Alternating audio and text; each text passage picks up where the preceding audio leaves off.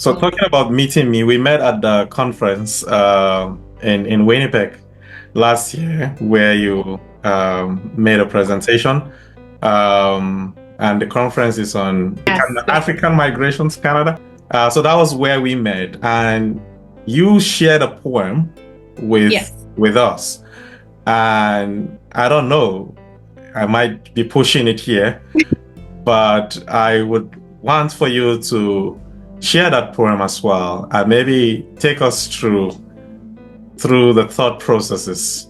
I know it's a tall order to ask a poet to do that, but if you would like to share that poem again here, I would, or we would appreciate it. Sure.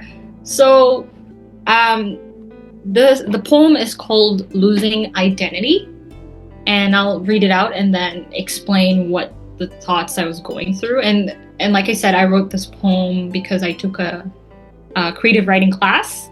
And that kind of like forced me to write. Like, I like writing. I've always loved writing. I like expressing my thoughts. I'm a very vocal person.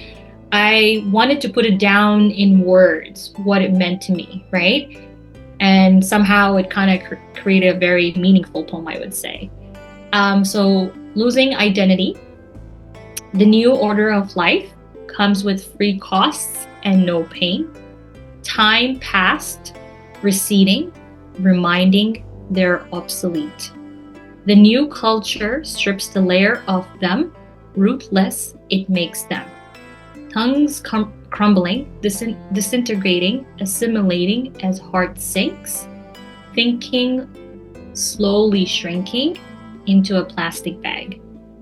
So, the first part of the stanza, the new order of life comes with free costs and no pain. Obviously, um, as an immigrant myself, like I really thought that I was gonna be creating, like when I moved here, I thought I was had this like a luxurious life. Oh, like Canada, it's a beautiful world. I mean, it is I'm not saying it's not, but then when you live here and go through all the hurdles to get to where you need to be, it's not easy road.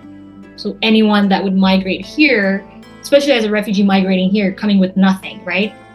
I'm not sure how it was for you, but there might be some shared experiences that we might have, right?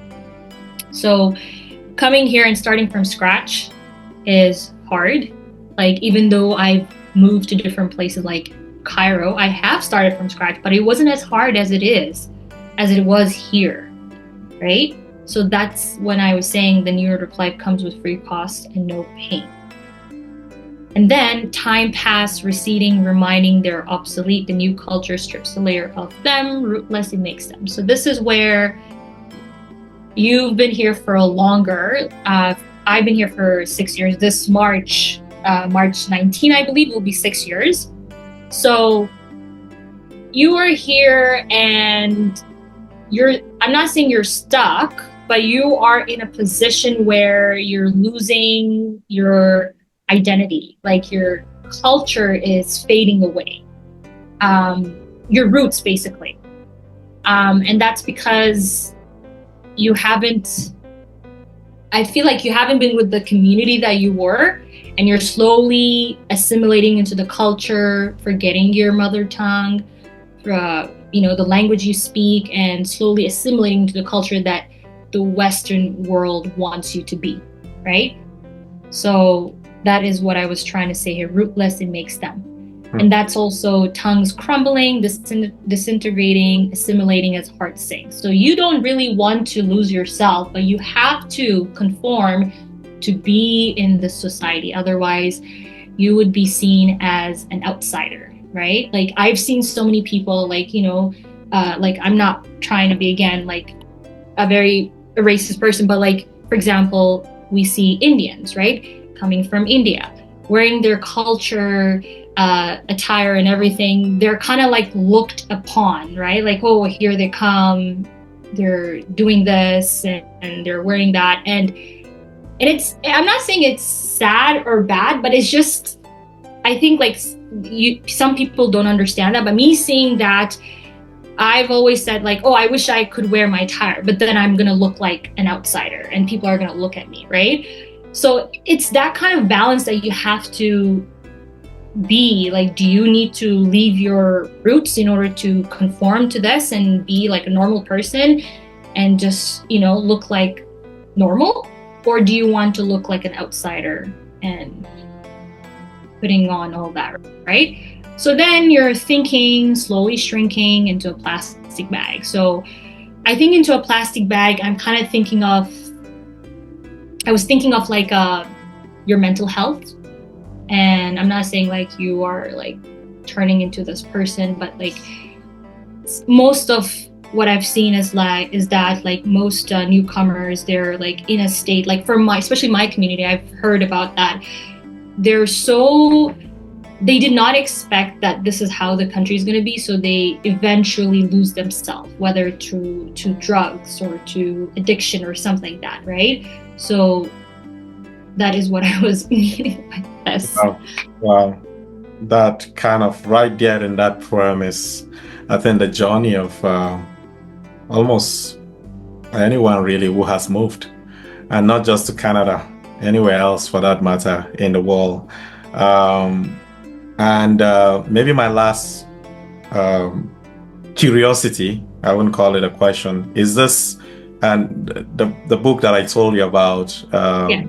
is this idea of return, and what it means for you to go back to your roots. Is it a physical journey? Is it a psychological one? Is it a spiritual one? What does it mean for you to return?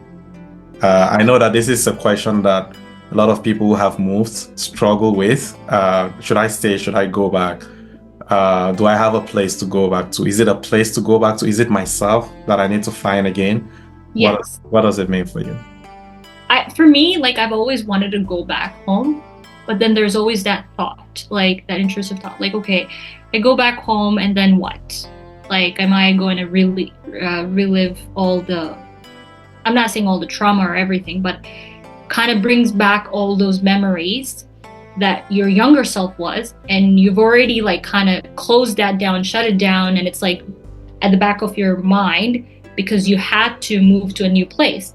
Why do you need to go back again and experience those situations, right?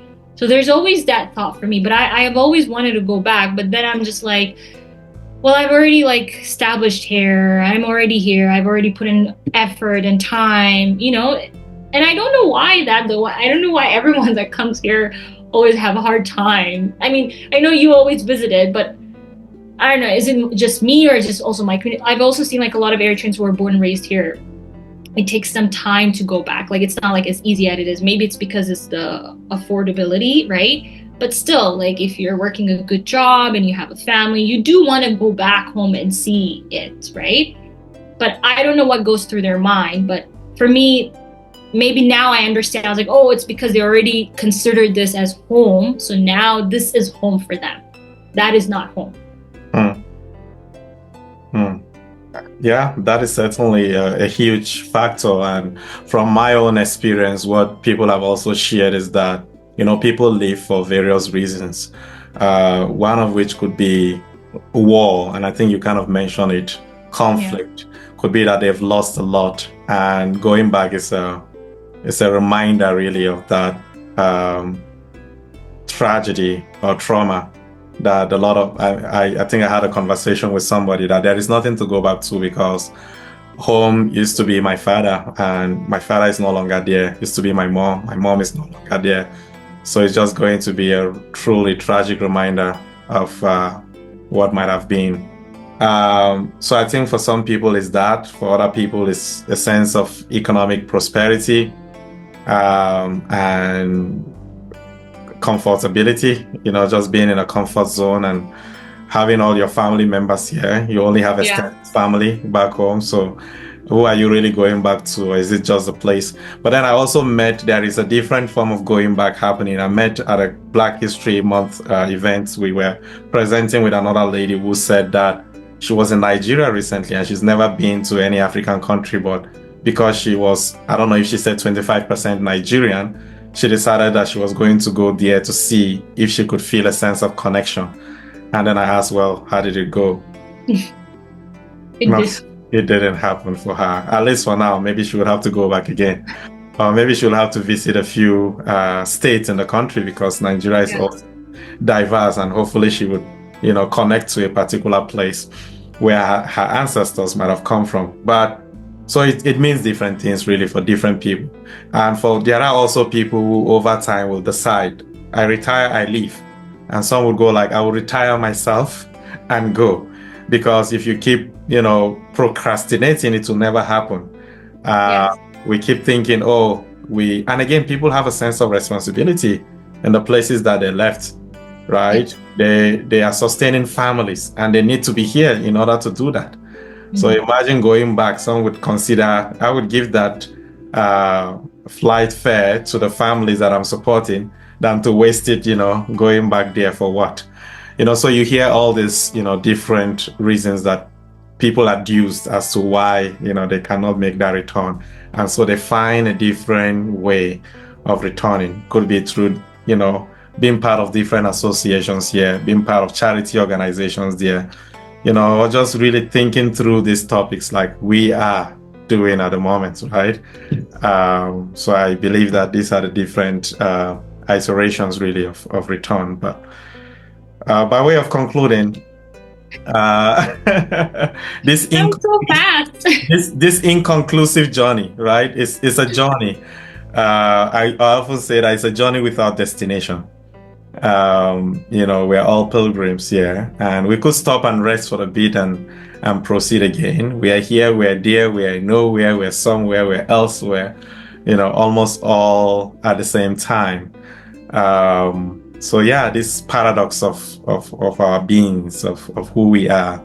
So at the end of it all, at the beginning I asked you, who are you? And you started by telling me of your Eritrean, Egyptian, now Canadian origins. At the end, if I ask you, who are you? How would you respond? I would say I'm Eritrean, even though I'm a citizen.